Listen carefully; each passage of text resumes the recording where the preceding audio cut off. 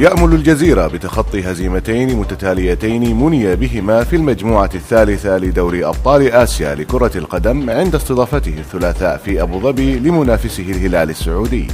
غير أن الفريق الإماراتي في وضع لا يحسد عليه، فقد فشل في تحقيق نصر في آخر 6 مباريات خاضها على أرضه في هذه البطولة الآسيوية ضد فريق سعودي زائر، إذ تعادل في 3 مباريات وخسر 3، كما لم يسجل هدفا واحدا في المجموعة، ولذلك فإنه يقبع في ذيلها. ورغم ذلك فإن أداءه في الدوري المحلي يختلف تماما، حيث حقق 4 انتصارات في آخر مباريات خاضها.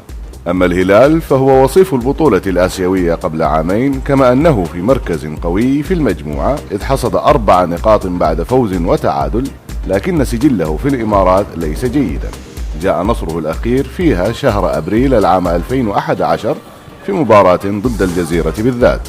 ويحتل الهلال المركز الثاني في الدوري السعودي، كما أنه صاحب ثاني أعلى سجل للأهداف في المجموعة الثالثة بعد تسجيله 6 أهداف في مباراتين.